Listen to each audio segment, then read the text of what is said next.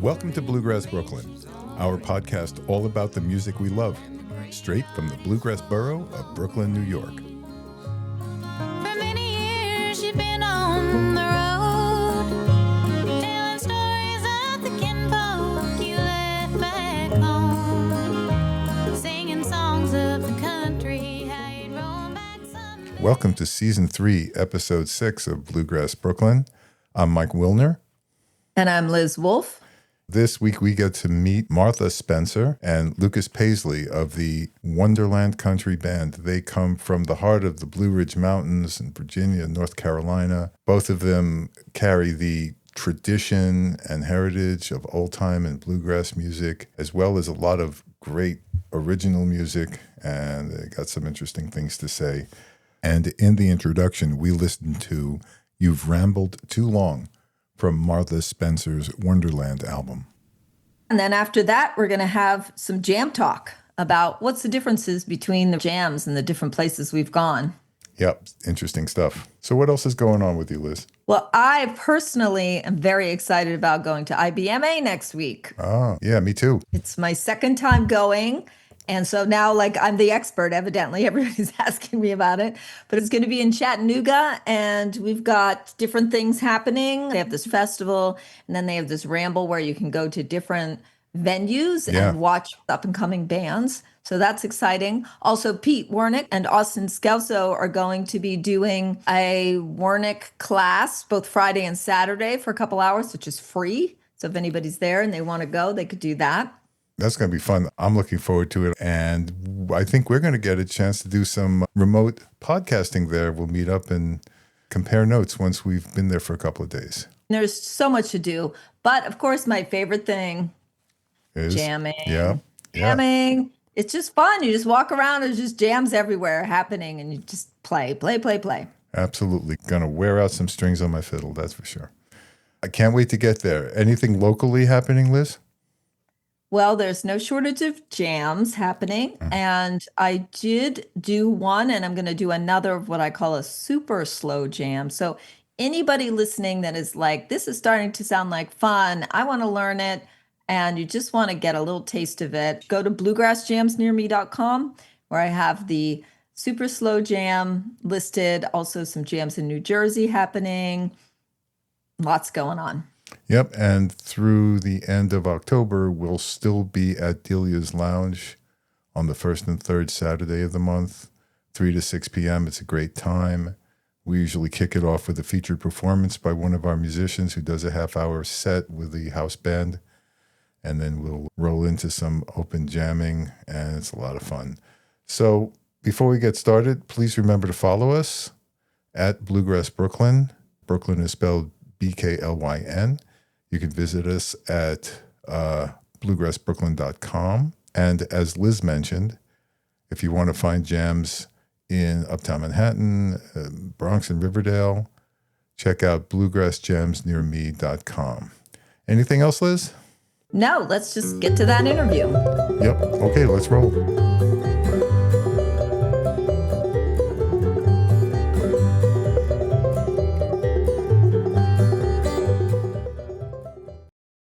So here we are with Martha Spencer, the leader of the Wonderland Country Band, along with Lucas Pasley, the fiddle player. Hi, guys. Thanks for joining. Hey, thanks for having us. Before we get started, I have to ask you a question. Now, I've seen Bob Wills balance a fiddle on his nose. I've seen Ian Anderson playing a flute on one foot. I've never seen anyone play a fiddle with a toothpick. So can you tell us a little bit about that? That was just something I picked up from my dad, Thornton Spencer. He was an old-time fiddle player with the White Top Mountain Band. And I don't know what really inspired him to do that, but every once in a while growing up when I was a kid, he would play the fiddle with the toothpick, and always was fun. So, of course, I tried it, and I kind of like that sort of thing, little tricks, stuff like that. That was wild, I got to tell you. Are you home now, Martha? Yeah, in the Blue Ridge Mountains, Yeah. Virginia. And Lucas is over on the North Carolina side, which isn't very far. Right. We played at the Delaware Valley Bluegrass Festival on Sunday. We had put on our Albert Hash Festival we run in honor of my uncle's Saturday. And before that, we were 3 weeks overseas. So we're just kind of coming off a little run. Yeah, I want to talk a bit about that. Before we go there, first of all, if you go see the band, they center on old time, and correct me if I'm wrong, old time bluegrass and classic country, but also a lot of originals. But there's more. There's clogging, there's toothpick fiddle playing, there's all kinds of stuff going on there. And Martha, what would you consider to be your primary instrument? I played a lot of guitar. That was my first instrument, but I always loved the fiddle. It's one of my favorite instruments. Like I said, I've got several fiddlers in my family, so sometimes I feel like I'm playing the clawhammer banjo and the guitar the most, but I do love the fiddle. It's probably my favorite instrument. Lucas, I guess you are primarily a fiddle player? Well, I just like to play whatever Martha is not playing at that moment. Yeah. And anything I can do to back her up and support the band, I just love to be a part of it. Yeah, it's a great sound, I got to say. How did you get into music, Lucas? As a teenager, I played a lot of different kinds of music, and I really enjoyed that. I had some rebellious teenage years, and I was in some rebellious bands. But my dad's side of the family is from Allegheny County in the mountains. And so right around 19 or 20, I met a wonderful person who's been a lifelong friend, and that is Trish Kilby-Four. And we struck up a friendship, and she brought me into the world of traditional music. And I think over the years, some seeds had been planted in me. My stepfather was a great bluegrass guitar player, and I always had his music going in the background of my teenage life. And my grandmother has a deep, deep love for classic country music. And when Trish brought me in to the fold, I was telling my grandmother about that, and she said, well, I guess it's time you met the cousins. And so then we started going out into different branches of the family that played a lot of music. And it turned out my great uncle was the fiddler for the Red Fox Chasers, who was a wonderful band that recorded in the 20s and 30s. And so music for me was really a homecoming in a lot of ways after some teenage rambling. Uh-huh. And Martha, same question for you. My parents, Thornton and Emily Spencer, played in the White Top Mountain Band, which was started by my uncle Albert Hash, who was a fiddle maker and fiddler. His daughter Audrey was also a fiddle and dulcimer maker and singer. It was always a part of the household. You know, a lot of times I fall asleep to my dad playing different fiddle tunes. I had a lot of cousins who played music, and the little school I went to, we didn't have marching band or nothing. We had string band, which my family helped teach. It was a real little mountain school, so we learned fiddle and banjo and stuff like that at school too. And like old singing songs, they would sing songs like Banks of Ohio or whatever. So I think music was always just life and home and family. And like I said, my parents performed out a lot, so they would take the kids, along. That's how I learned how to dance, was just being out in the community. Because there's a big community of dance throughout this area, too. That a lot of the audience tend to be like flatfoot dancers and things like that, where my parents would play. Or there would be a jam session a lot of different nights of the week. So I started on the guitar. I learned to change chords by my dad playing fiddle behind, and he'd kind of nod where to change chords. And I probably got more serious about it when I was maybe 7 or 8 or somewhere in there. Took you long enough. Took till 8. So now we'll flash forward to the present. You're touring all over the place. You just got back from a tour in Europe. What are the challenges as a woman that you face fronting a band like this? As with anything, it can have its challenges at times and its positives at times. And there's certain places that are more supportive than others. I think I was lucky in the fact that I had a lot of strong women to look up to, like my mother and Audrey. Ola Bell Reed is a cousin. Barbara Poole, I grew up seeing a lot of strong female women who, in the old time in country music, that were very much figures to look up to. I think that was really positive. I guess, like with anything, some people might diminish certain things. But I think, generally speaking, I've been lucky to have a lot of supportive also male figures. My dad was always like, she can do it, sort of thing. Larry Sigmund, who I play with, who's an older fella, always very encouraging. And hopefully, like, for younger folks, they can see some of the premises of supporting women. I've worked with a few other girls, the Blue Ridge girls I play with, and we've done a project called Women in Roots, where we've interviewed different women throughout Appalachia and some other places that in music, crafts, cooking, and things like that share their stories. I'd like to get your perspective on this. We have a lot of all-female bands like Sister Sadie, Blue Ridge Girls, Della Mae, stellar figures like Molly Tuttle, Sierra Hull. Mhm. What effect do you think that's having on young women today who are thinking about getting into this music? I think it's probably a very positive thing to see all these women that are great musicians and leaders and role models. With the Blue Ridge Girls, Brett, one of our members, is the director of the Junior Appalachian Musician Program. And me and Jamie both work with that too. And so you see a lot of young girls playing. Historically, you wouldn't always get to see as many female musicians out there that are just great. And it's great to see that festivals have more women up there leading or just instrumentalists or whatever, which I think is great, or even producing albums and things in the industry too. That sort of role as well, which sometimes you haven't seen historically as much. Different kind of question. You guys just got back from touring Europe, and you present a very pure, if I could say, bluegrass old-time sound. You feel like you're sitting in your living room, and I feel like we should be able to just join in. How do people in Europe react to that? And the second part of that question is, did you note any similarities between the music you were playing and the music they listened to locally? We connected with a lot of really wonderful people who it's interesting sometimes traveling and people knowing a lot of the songs from the Blue Ridge Mountains and some folks who play that style. It's great to have that connection no matter where you're at, how music brings you all together. I think definitely in Ireland, some of the dancing styles, and fiddling tunes, you can see a lot of similarity. Do you want to speak any on that, Lucas? Yeah. Did you have time to listen to or play any music while you were in Ireland besides the tour music? In this last tour, we were running pretty hard and pretty much had a gig per night. But in the previous tour, when we went to the Westport Folk Festival, we definitely had time to settle in a little bit.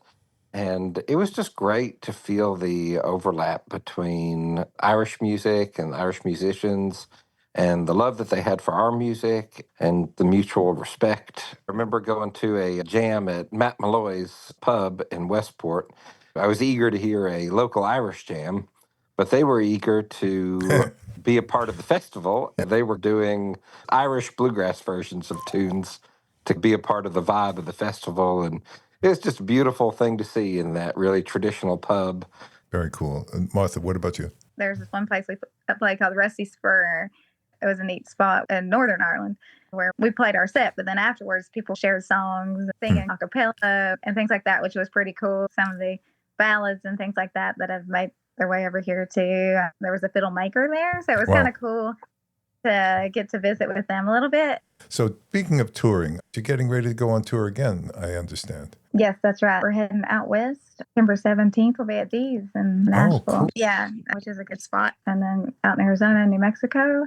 And then after that, in October, we'll be heading up north. We'll be playing at the Folk Faces in Buffalo, New York. And then we'll be at the Jalopy Theater in Brooklyn, as well as in Long Island for a little festival. So it'll be fun with all the great folks up that way. And I always enjoy getting to play up in that area. And the Jalopies are a cool spot. So we're excited to get to play there. Oh, yeah. Well, Brooklyn is the bluegrass borough, and the Jalopy Theater is definitely the center of gravity for all of that. So it's going to be great to see you there. Any additional shows you wanted to talk about? On October 9th, we're going to be up in Maine at the Chocolate Church, which we're really excited about. I personally have never been up to Maine, and I just can't wait to see it. And then on October 10th, we're going to be in the Stisling Center in Pine Plains, New York. I'm curious if you have any recording projects underway or have plans for any recording projects. In July, I recorded an album, which I'm not sure when it'll be out yet. Recorded in Nashville with Dave Ferguson, did some of the producing. He's a great musician and player. But I did that, and I've also been doing some live from the hills and highways, kind of a fun little live series. Like I did one with the Run Mountain Hills Helpers, as well as I have one coming out at some point with Jerry Bigfeather, who's a really cool fiddler from out in Oklahoma in the Cherokee fiddle player, and he runs a festival out in Oklahoma. So, Martha, what advice would you have for the young would-be Martha Spencer who's listening to this and saying, I want to do that? What do you think is most important for her to pursue? To be honest, just be true to yourself. You know, that's a big part of anything with music. You can only be yourself. That's all you can really be at the end of the day. And there ain't no particular always right or wrong way to do anything. As long as you feel true to yourself and being good to the people around you and doing stuff you're proud of, I think At the end of the day, just follow your dreams. And somebody can always say no, but if you never ask, the answer always is no, right? You're trying something. Don't be afraid to give it a go, because life can go by fast. It can be easy to get discouraged sometimes with things. Remember why you're doing what you're doing. And if it's love and the stuff that makes you feel good, there's not always just one career track. There's all sorts of things with music teaching, music playing, all sorts of ways of being successful in what you're doing. I think for me, if I was not performing music, I would still be playing music because it's my home and my family. I often say this, and I really believe it, because I've had so many beautiful, generous people who've shared music very openly, like my parents. When somebody passes on and you lose them, every time I play fiddle tune, I hear my dad, who's living on through that tune. Lucas, same kind of question to you, but maybe with a different spin.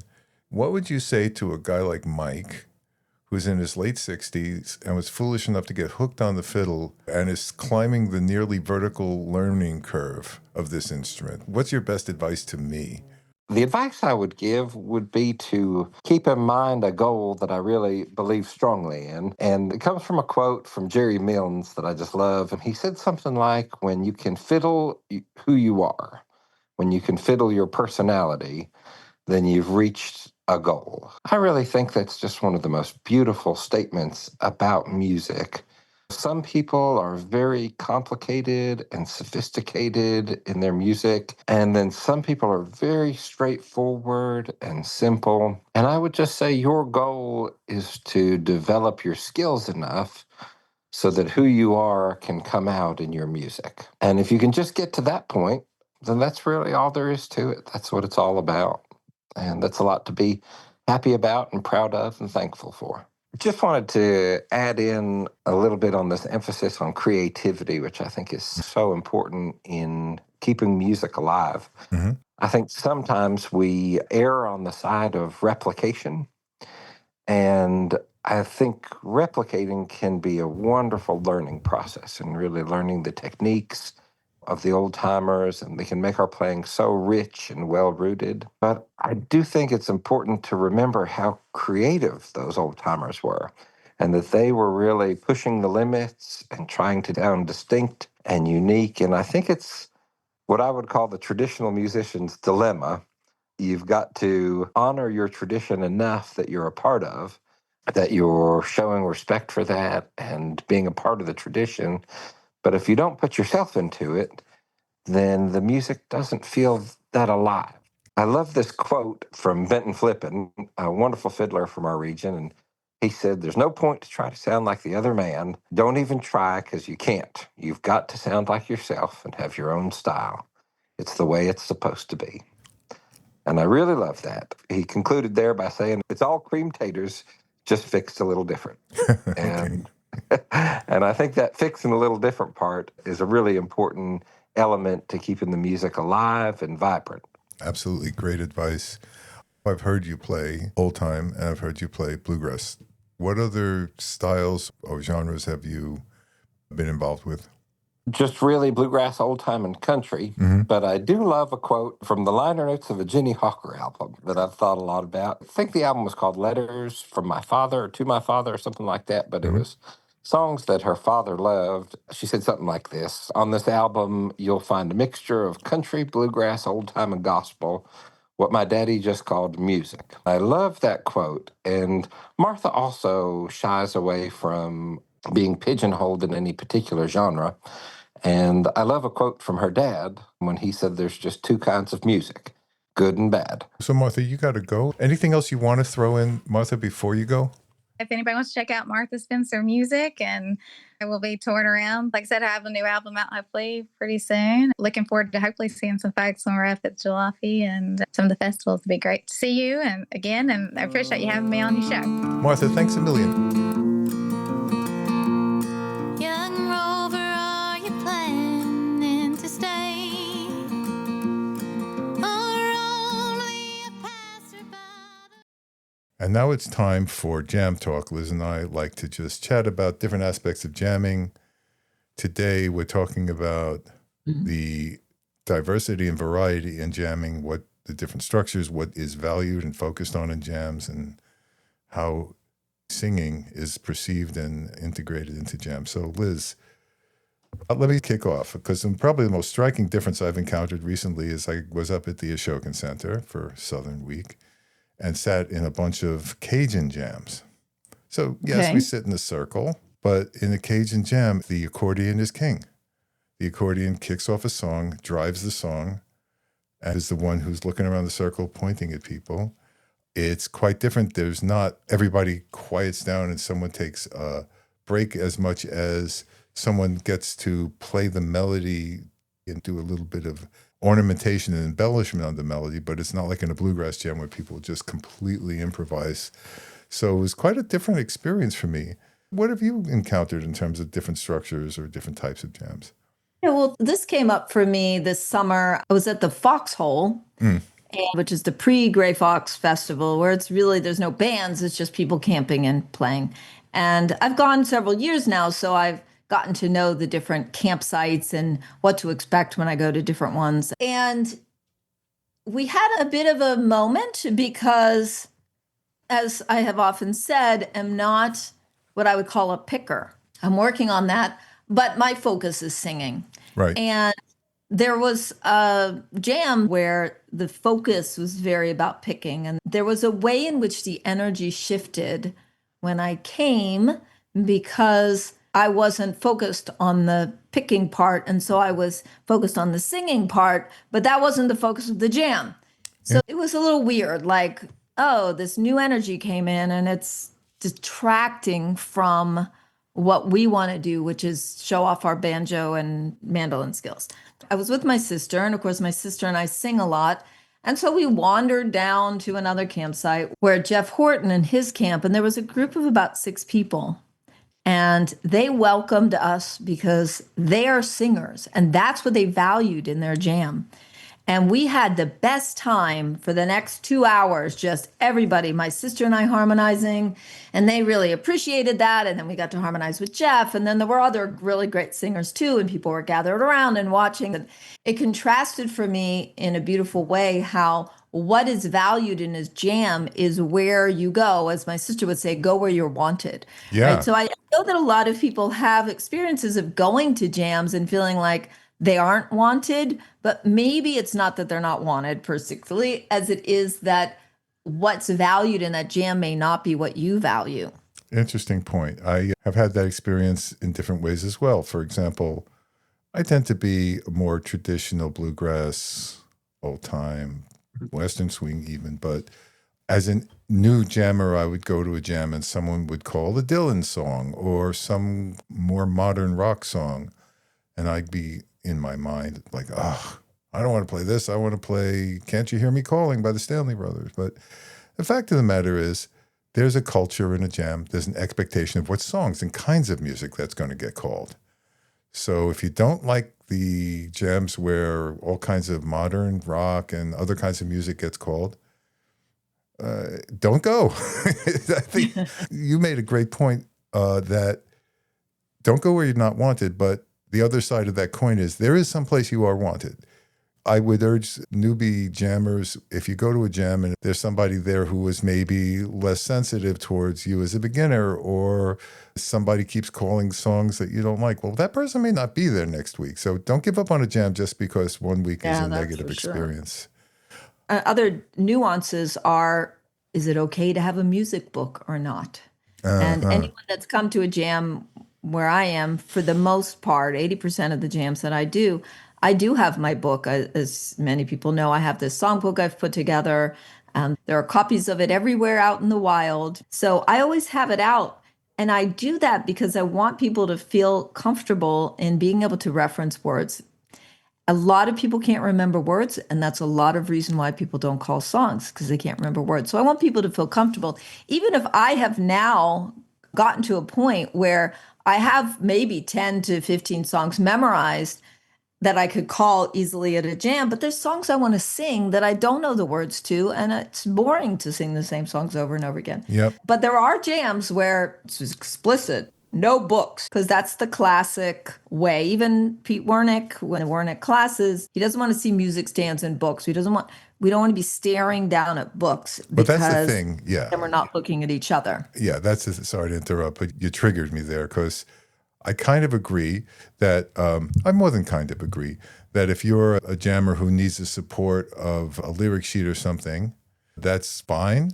But we also have to recognize that jam time is precious time. And if someone is going to spend 5-8 minutes leafing through their book, having pages fall out and grabbing them from the floor and trying to look on the internet, we're all waiting, by the way. There are jams where it's a good thing I have those few songs memorized because I went to the Lucinda's last night. Right. And I wasn't going to pull out my book and my music stand and be like in the middle of the crowd, be like, hey, everybody, I want to do this song I don't know very well.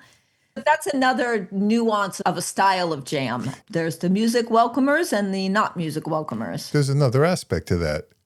Some jams you're sitting around in a circle.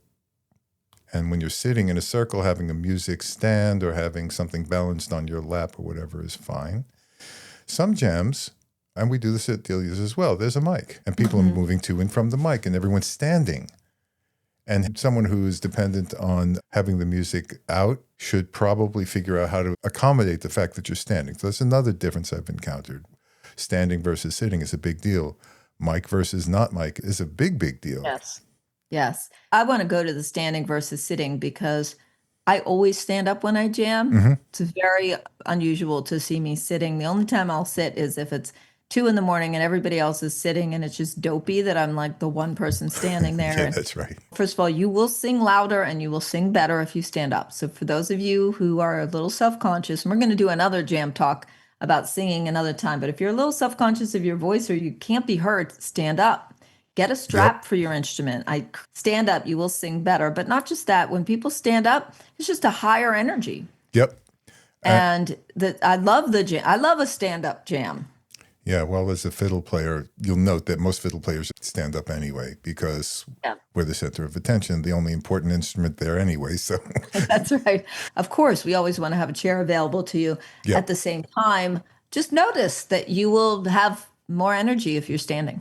One more jam focus I wanted to note was the presence of unusual instruments. And by that, I mean sometimes you'll have someone with a piano. Sometimes there'll be someone with a trumpet or a saxophone. Even an accordion can have a big impact on a jam. Remember Jam Jersey? We had that guy with the bass clarinet wandering about. Yeah, actually, I was in a jam the other night where there was a trumpet. Yep. Beautifully done. Okay, this isn't really about the differences in jams, but this I will say about the accordion and sometimes the fiddle. I've had this with other people either singing or playing, because what I noticed with the accordion player the other day, he's a capable, competent accordion player, very nice guy, joy when he comes to the jams.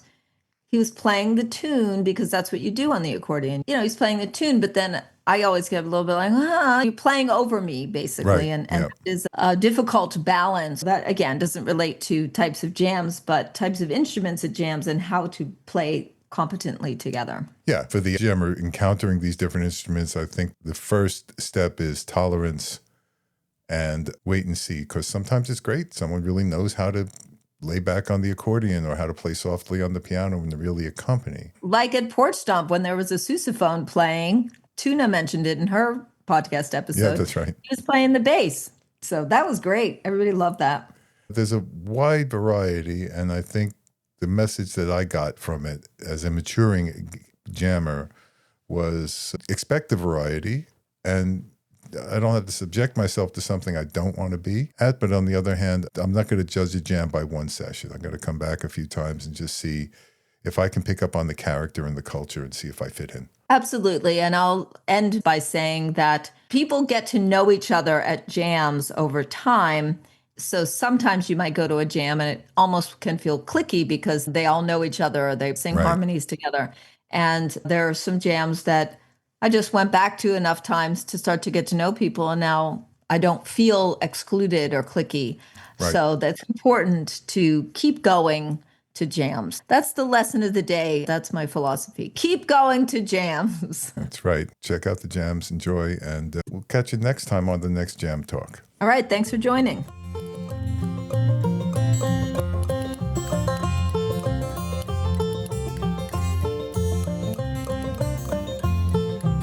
The interview is really fascinating.